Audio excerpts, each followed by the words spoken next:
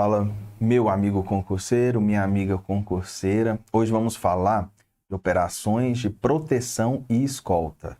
Uma matéria que está aí no seu edital. Você que quer ser policial legislativo tem que saber esse conteúdo, até porque é uma das suas atribuições. Então vamos entender um pouco mais desse assunto. Na verdade, entender o máximo que a gente conseguir para você arrebentar essa banca aí e mostrar que você está preparado para resolver as questões. Então, como eu disse, vamos falar de operações de proteção e escoltas. Escolta como um todo, né? Não só autoridade, mas dignatários e as pessoas que forem indicadas para que você faça essa proteção. Aqui no seu edital, está dessa forma. Item 1. Planejamento de proteção pessoal e de comitivas. Estudos de rota, pontos sensíveis e contingências. Item 2, composição de equipes, papéis e formações em deslocamentos e eventos. Item 3, procedimento de varredura. Controle de público, resposta imediata a ameaças. Item 4, condução operacional e estratégia de veículos. Olha que interessante, tudo a ver com a sua função que você vai desempenhar aí como policial legislativo. Indo em sequência aí, começando no primeiro item, planejamento de proteção pessoal e de comitivas. Estudo de rotas, pontos sensíveis e contingências. Então, o primeiro item que a gente consegue identificar é sobre planejamento. Tudo é planejamento, né? Então, se eu vou realizar uma escolta, um transporte, né, acompanhar uma autoridade, uma comitiva, eu tenho que ter um planejamento. De forma antecipada, quando eu souber dessa missão que eu vou desempenhar, tem que ser realizado um planejamento. A rota está inclusa, né? Então, tudo que é em volta, aonde essa autoridade vai, como vai ser a condução, ela vai parar. A gente vai ver aqui o local, é de risco, não é? Vai ter acesso ao público, que tipo de público, que veículo que eu vou utilizar, a quantidade de policiais e agentes de segurança será necessário para realizar essa escolta. Eu vou precisar de apoio externo, preciso de outras forças de segurança ou força de salvamento. Então, tudo isso está dentro do planejamento, né? O perímetro, se houver alguma ocorrência no caminho, eu tenho uma rota de fuga. Então, tudo isso tem que constar no seu planejamento. Então, vamos lá ver aqui o que a doutrina, no primeiro item que a gente vai trabalhar, é importante que essa matéria aqui, quem fala sobre ela, primeiramente, as Forças Armadas, né? Então, quando você for estudar, se você tiver curiosidade de olhar a doutrina sobre proteção e escolta, você vai ver que as Forças Armadas têm uma doutrina e a Polícia Militar tem outra doutrina. É muito diferente? Não, não é muito diferente. Só que as Forças Armadas, ela trabalha num cenário mais de atentado, de situação, de fato. Já a Polícia Militar, ela trabalha num cenário onde o alvo é propriamente a autoridade, né? Então, aqui no decorrer da nossa matéria, você vai ver, eu vou trazer para você essa diferença quando for Forças Armadas e quando for a Polícia Militar. Mas de pronto você vai entender isso, né? Se você vê que ela está voltada para cenário, falar muito de atentados, né? Você vai perceber que é questão de Forças Armadas. Se você olhar uma situação onde o cenário é a autoridade, é uma doutrina da Polícia Militar. Fechou? Então vamos aí na sequência. Planejamento de proteção pessoal e de comitivas. O que é isso? Vamos conceituar isso.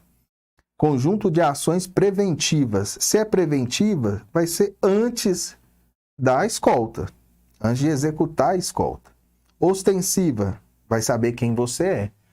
Ué, professor, então vai ter momento em que eu vou aparecer, porque quando eu vejo escolta, eu vejo muito agente de segurança de terno, com a mesma vestimenta que a autoridade, em alguns casos. Então vai ter momento que eu vou ter que estar uniformizado, escrito polícia, sim. A gente vai ver que em um perímetro dessa operação de escolta, você vai ter que estar identificado, né? Mas vai ter o local que você tem que estar identificado. Tem local que vai ser velado, tem local que a segurança é aproximada, é ali junto com a autoridade. Então, tudo isso a gente vai abordar aqui. E reativas é após a operação. A gente vai ver também que depois da operação, a gente tem que fazer uma análise. Houve alguma falha? Se não houve, né? Então, se houve, a gente precisa melhorar o quê? Não, se não houve, tá ok, esse é o plano a ser seguido. Então, por isso que tem preventiva, ostensiva e reativa, que visam preservar a integridade física, moral e psicológica de uma autoridade ou pessoa protegida. Qual que é o objetivo? Garantir mobilidade com segurança, discrição na execução e resposta imediata em situações críticas. Olha que interessante aqui, ó, discrição na execução. Então, você vai analisar o cenário. Para onde eu vou levar essa autoridade, né? Será que é preciso ter uma descrição? É um ambiente que ninguém precisa saber que ele está com segurança? Não. É um ambiente que as pessoas precisam ver que ele está sendo escoltado. Então, a gente vai ver em qual cenário que se enquadra isso. Proteção de dignatários é estruturada sobre 3 pilares fundamentais: prevenção, antecipar ameaças, reduzir vulnerabilidade e adotar medidas que evitem a ocorrência de incidentes. Quando que você vai fazer isso? Você vai fazer isso quando você planeja, né? Então, com planejamento é uma prevenção, porque você vai levar em consideração tudo que pode ocorrer dentro da escolta, né? Eu tô lá fazendo a escolta, durante a rota ali, me apresenta um problema, seja uma pane elétrica, seja uma tentativa de roubo, seja um atentado, qualquer situação, se tem planejamento, eu vou saber o que fazer, né? A gente vai ver todas essas questões aí. Dissuasão, demonstrar capacidade técnica e prontidão operacional, inibindo possíveis ações hostis. Então, esse item 2 aí é com capacitação. As polícias, as forças de segurança, elas costumam ter um curso especializado para esse tipo de escolta, tá? Então, dentro das polícias, tem essa especialização em escolta, justamente para preparar o operador a desempenhar uma função com excelência, né? Não ficar no achismo, né? E ser algo profissional. Item 3, reação, agir de forma coordenada e proporcional para eliminar ou minimizar os efeitos de um ataque, atentado ou qualquer situação de risco. Aí, ó, coordenado e proporcional. Por que proporcional? Você vai ver o tipo de violência ou de ação que está sendo dirigida à autoridade que você está escoltando. Vai que a população tacando tomate, alguma coisa assim na sua autoridade, você vai reagir com disparos. Então, por isso tem que ser proporcional, tem que ser estudado, né? Tem que ser analisado o cenário para saber o tipo de reação. A gente vai ver o que deve fazer quando isso acontecer. Em sequência aí, a gente vai falar sobre a estrutura de segurança institucional. Então, a gente tem aqui a segurança velada. Quem é? Agentes discretos, de observação e contra-inteligência. Olha que interessante. Então, na segurança velada, a gente vai estudar aqui nos perímetros, a doutrina costuma adotar 3 perímetros, né? Aquele mais próximo da autoridade, um pouco mais afastado, que vai estar ali junto com o público, e uma de área externa, que vai ser mais ostensiva. Então, nesse primeiro item aí, segurança velada, são os agentes discretos. Então, no círculo aqui, a gente vai estar aqui, ó. Como eu falei para você, o perímetro são 3. Então, aqui, a autoridade está aqui dentro. A autoridade está aqui dentro. Então, aqui, ó, a velada, ela vai estar nesse segundo perímetro. Esse segundo, que o primeiro é aqui dentro. Vou fazer maior para você entender.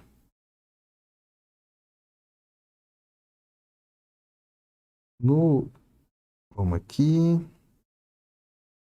Então, ó, aqui no primeiro, eu tenho autoridade aqui. Eu tenho um segundo perímetro, eu tenho um terceiro perímetro. Esse aqui é onde vai ficar a segurança velada. Tá? Segurança velada. São agentes discretos de observação e contra-inteligência. Existe, então, contra-inteligência na segurança. que ela vai fazer? Vai analisar os riscos ali naquele momento, vai observar a população, as pessoas que estão em volta da sua autoridade, tentar identificar se tem alguém portando arma, seja de fogo, arma branca. Então, ela vai estar analisando todo o cenário. Se tem alguém tentando sabotar o evento, né, que pode atingir a sua autoridade. Então, a contra-inteligência é tudo isso, contra a sabotagem, contra a espionagem. Então, toda essa situação é levada em conta. Então, por que essa segurança ela é velada? Ela não vai estar de forma ostensiva, uniformizada. Ela tem um pouco, dependendo da situação, ela vai se misturar ali com as pessoas que estão em volta, que estão ali naquele evento. Em seguida, a gente tem a segurança ostensiva. A segurança ostensiva é a que vai ficar aqui no perímetro externo. Segurança ostensiva. Presença visível de efetivo, viaturas e barreiras físicas. Então, no evento, você pode observar o evento de uma autoridade. Um governador, por exemplo, que vai visitar ou inaugurar alguma obra. A gente percebe que existe essa segurança ostensiva no local. Você consegue visualizar as viaturas. Vamos trazer para o cenário aqui da Polícia Legislativa.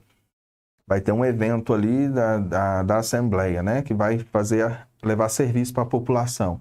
No primeira coisa, quando a população chegar naquele evento, ele tem que visualizar as viaturas da Polícia Legislativa, fazendo a segurança de todo o perímetro externo. Então, isso é a segurança ostensiva. Depois temos a segurança aproximada. Essa segurança, ela vai estar aqui junto com a autoridade. Segurança aproximada é aquela colada, é aquele segurança que você vê junto com a autoridade. Essa é a segurança aproximada. Vamos ver aqui, agentes próximos ao dignatário responsável por sua integridade imediata. Então a gente vai ver a importância dessa segurança aproximada. Porque num atentado, num risco ali para a autoridade, ele vai ser o primeiro a agir. Muitas vezes ele vai ser o primeiro a agir.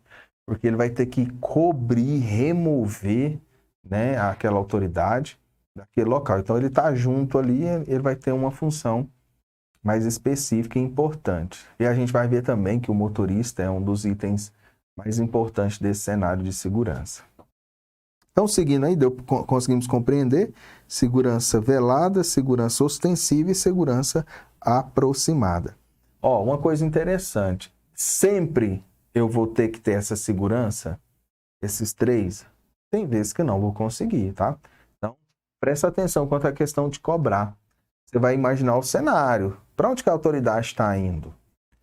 Se a minha autoridade está fazendo uma viagem de férias, ou está fazendo uma viagem, pode ser a trabalho, mas em outro estado, é um deputado. Eu vou escoltar um deputado numa viagem para outro estado. E ninguém desse estado sabe que ele é deputado. Eu preciso de todo esse sistema de segurança? Então, claro que não. Então, é importante você analisar o cenário. Para onde minha autoridade está indo? Para onde que eu vou levar ela? Então, aí eu vou analisar se eu preciso desses três itens aqui de segurança. Então, aqui, ó, modalidade ostensiva, prevenir e dissuadir. Aonde fica? No perímetro externo. Tipo de ação, visível e preventiva. Então, vai prevenir. Então, vai ver ele lá e vai falar, ó, peraí, aqui não, porque o sistema de segurança está bem feito. Barreiras de acesso, patrulhamento e controle de público. E a segurança velada? Detectar e antecipar. Então, ela vai estar ali na zona intermediária entre a segurança aproximada e a externa, analisando o cenário e verificar se não tem nenhuma ameaça. Igual eu disse, ele vai olhar, peraí, tem alguém portando arma? Então, ele vai ganhar toda a situação ali das pessoas que estão em volta da autoridade. Fica na zona intermediária, discreta e informacional, agentes apaisando, monitorando comportamentos e rotas.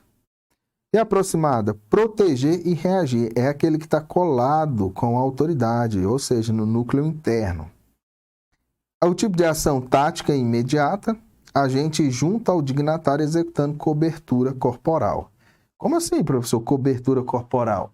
O escudo da autoridade é o seu corpo. A primeira que é, porque você vai ter que remover aquela autoridade do local se tiver algum tipo de ameaça. Então, como que eu vou proteger com o meu corpo, né? Vai ter toda uma tática, né, de como eu vou conduzir essa autoridade, né? Baixa a cabeça, proteger os órgãos, né? A parte vital da autoridade e retirar ela do local. E o escudo vai ser meu corpo. né? Nós vamos ver mais à frente aqui.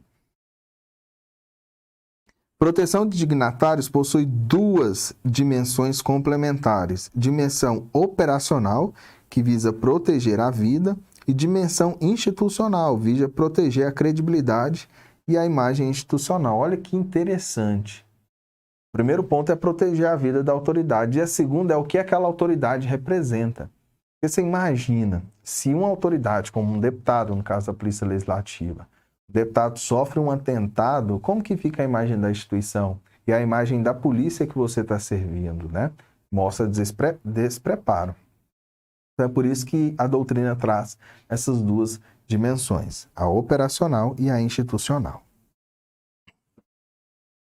O processo de planejamento de segurança possui 3 etapas.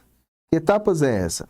A primeira é levantamento preliminar e análise de risco. Segundo, avaliação de ameaças e vulnerabilidades. 3, definição dos níveis de proteção. Foi o que eu estou reforçando com você. Eu vou analisar o quê? Para onde a minha autoridade vai, como ela vai. Porque sabendo para onde ela vai, como é o evento, eu vou saber a quantidade de equipe que deve ir, o veículo que deve ser utilizado e os riscos dessa operação. É a prevenção, é fazer planejamento. A gente vai ver aqui que é necessário um planejamento. Tem vezes na prática, agora trazendo um pouco para a prática, que você vai ficar de saia justa. Por quê? Tem uma agenda da sua autoridade, 9 horas a autoridade vai estar em tal local. Só que quando é 8 horas da manhã, você recebe uma informação que a autoridade não vai mais para aquele local, ele vai para outro. Não estava previsto. Só que não foi feito um planejamento para aquele outro local. E a autoridade não quer saber, ela tem agenda para aquele local. Sendo que a gente vai ver aqui que, em alguns casos, a equipe é enviada até 1 dia antes, 2 dias antes para o local para fazer toda a análise de cenário. E como que muda a agenda assim tão rapidamente? Então, quando for resolver a questão, observe essas questões, tá? Houve mudança de agenda? Não. A agenda foi avisada antecipadamente, então a gente vai ver que tipo de planejamento vai ser necessário. Então, aqui no primeiro ponto, o material já nos trouxe as 3 etapas para o planejamento, que é levantamento preliminar e análise de risco, saber o local e o risco que esse local pode oferecer, avaliação de ameaças e vulnerabilidade, as pessoas que estarão nesse local, né? Quem são as pessoas, que tipo de evento, e assim eu vou definir o nível de proteção. O local é um local de risco? Não. Minha autoridade vai estar muito exposta? Eu tenho que olhar. Às vezes a autoridade vai estar num palanque, a autoridade vai estar ali no meio da população, então tudo isso eu tenho que levar em conta. Vai ser arriscado, não vai ser? Em qual região daquela cidade ou do estado? Se é dentro do estado ou não? Então tudo isso tem que ser levado em conta. Seguindo então, para efeito didático, a correlação entre ameaças e vulnerabilidades pode ser sintetizada da seguinte forma. Então, o quadro aqui vai nos ajudar muito. O que é essa ameaça direta? Manifestação explícita de hostilidade ou ataque, ou intenção de ataque. Então, assim, a manifestação está evidente, está na cara que é uma ameaça. Exemplo, carta anônima com ameaças para a autoridade, mensagem em rede social, indivíduo armado em evento, tem indivíduo armado em evento, que é o que as questões costumam cobrar, é uma ameaça direta, tá? Investigação, e qual que é a medida preventiva? Investigação e restrição de acesso. Restrição de acesso não da autoridade, tá? Mas do público. Então, vou fazer um controle de acesso. Então, se aquela autoridade que eu vou escoltar, ela está sofrendo ameaça direta, seja por carta, por redes sociais, como a gente está falando de polícia legislativa, a gente está falando de legislativo, então a gente está falando de partidos, existe partido A, partido B, então dependendo daquele evento que o deputado vai, pode ser que aquelas pessoas que estão naquele evento não gostem dele. Então, se não gosta, então há uma ameaça direta, há um risco direto. Então tem que ter um controle de acesso que é feito pela área intermediária e até a área externa, que vai fazer esse controle para que não entre pessoas armadas ou com materiais proibidos. Fechou? Ameaça indireta. Situação política social ou emocional que aumenta o risco de vida.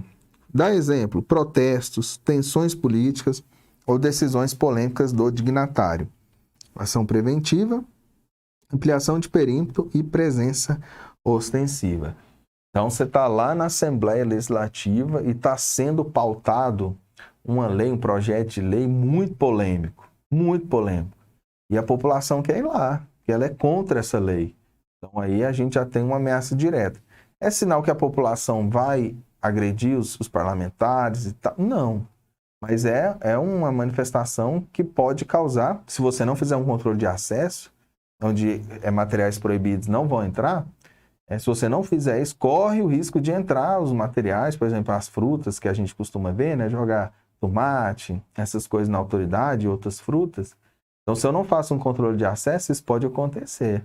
Então, todo cenário tem que ser analisado para resolver a questão.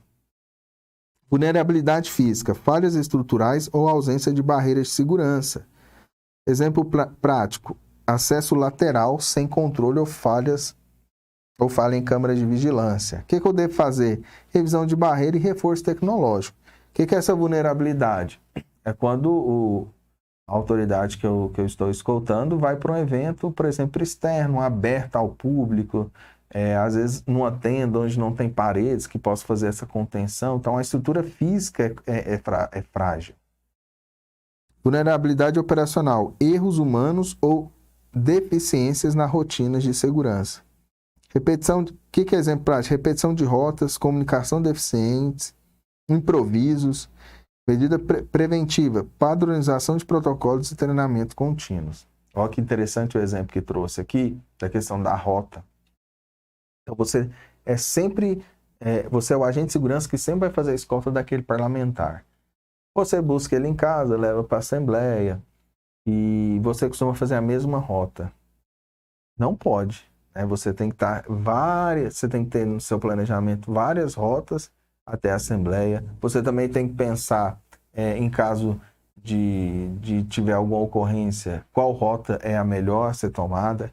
Você também tem que pensar em várias coisas. Que hospital que tem no meu trajeto? Tem algum hospital no trajeto entre a casa ou o evento parlamentar até a Assembleia?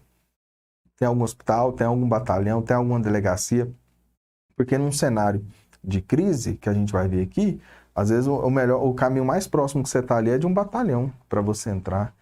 Se a sua autoridade sofrer alguma lesão, tem um hospital no caminho. Então, tudo isso você tem que ter conhecimento, tudo isso tem que constar no seu planejamento. Seguindo, níveis de proteção. Aí eu vou trazer primeiro aqui a teoria das Forças Armadas.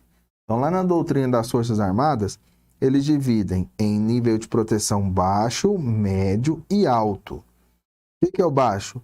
Não há histórico de ameaça e nem perigo concreto. O médio, fatores que aumentaram a exposição do protegido. Alto, há ameaças diretas ou indiretas. E o da Polícia Militar? Isso aqui é uma doutrina da Polícia Militar do Ceará. Pode ser um nível reduzido, não há risco normais inerentes ao cargo. Normal, riscos normais inerentes ao cargo. Especial, elevado, autoridade altamente visada. Então, vamos lá. O primeiro aqui, reduzido, nem há riscos normais inerentes ao cargo. Então, assim, nem aquele risco do cargo que ele ocupa, nenhum risco do cargo que ele ocupa traz de forma concreta algum risco. E no normal, é aqueles riscos do cargo mesmo, né? Só o fato de ele estar exercendo aquela função já tem algum risco. Especial é elevado. A autoridade é altamente visada. Então, assim, a gente sabe que em cada federação, unidade da federação, sempre tem aqueles parlamentares que têm uma visibilidade maior que os outros. Então, isso pode trazer um risco maior de alguma situação. Então, conseguiu ver a diferença? Aqui na teoria das Forças Armadas é baixo, médio e alto. E aqui da Polícia Militar, reduzido, normal, especial, elevado. Estudos de rota e deslocamento. Está conseguindo compreender? Você vai perceber que vamos passar por tópicos e ele vai relembrando outros tópicos, né? Lembra que eu falei de planejamento, tem que ter a rota? Então aqui a gente vai analisar essa questão da rota de deslocamento. O primeiro, reconhecimento técnico de itinerários. Conhecer detalhadamente o trajeto que será percorrido, resultando na elaboração do relatório técnico de itinerários. Então, recebi a missão, pegar o deputado em tal local e levar até tal local. Então, qual que é a rota que eu vou fazer? Planejar. Qual rota? Né? Qual as rotas alternativas? Se acontecer algum incidente, o que tem nesse caminho? Então, tudo isso tem que ser analisado. Planejamento de rotas alternativas e pontos críticos. Nenhuma rota é 100% segura. Então, deve existir a rota principal, a rota alternativa e a rota de contingência. 3. Critérios de seleção de vias, horários e escoltas motorizadas. Nem sempre o trajeto mais curto é o mais rápido. Horário de pico deve ser evitado. A escolta motorizada serve tanto para proteger quanto para o controle de fluxo. Olha que interessante. Nem sempre o trajeto mais curto é o mais rápido.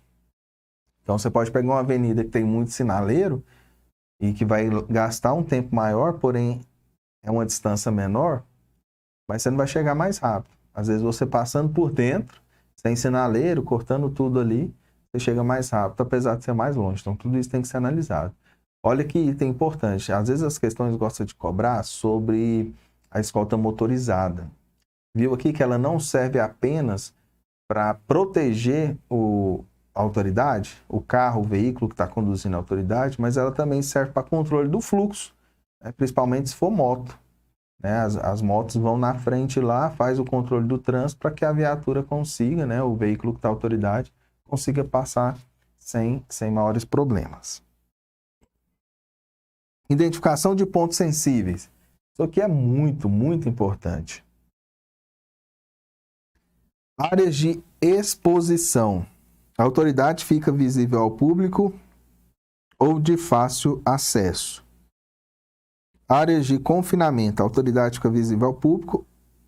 Áreas de confinamento é quando a autoridade não fica, tá? Com fácil acesso ao público. Zonas seguras. São áreas previamente definidas para proteção temporária da autoridade em caso de incidente. Rotas de evasão. Caminhos previamente estudados para retirada imediata da autoridade de uma zona de risco. Áreas de abrigo são locais de segurança reforçada utilizados como destino final após uma evacuação emergencial. Nós vamos entender isso melhor, né? Lá para frente, quando a gente vê os outros itens, né? Então, se eu levar a autoridade para um local, a autoridade vai ficar exposta, a gente vai ver aqui, que é uma área de exposição. A autoridade vai ficar lá na frente, vai falar para um público. Então, até na prática, a gente vai ver como vai funcionar a posição desses agentes de segurança quando a autoridade estiver nessa situação. Aí eu tenho área de confinamento, né? É um local seguro que a autoridade vai ficar, né? Até que aconteça o evento ou que eu possa deslocar essa autoridade em caso de algum incidente. Zona segura é previamente para a proteção da autoridade. Ele não vai ficar lá em definitivo, é até que eu consiga deslocar com ela. Rotas de evasão. Então, eu tenho minha rota principal, né? Eu vou analisar o local, né? Por onde eu posso retirar minha autoridade? Eu entro com a minha autoridade, planejamento, entrar com a autoridade por um acesso e sair com a autoridade por aquele acesso. Mas eu tenho que conhecer todos os acessos daquele ambiente. Porque se tiver algum incidente, eu vou sair com ela, vou sair com a autoridade no acesso mais próximo que tiver, né?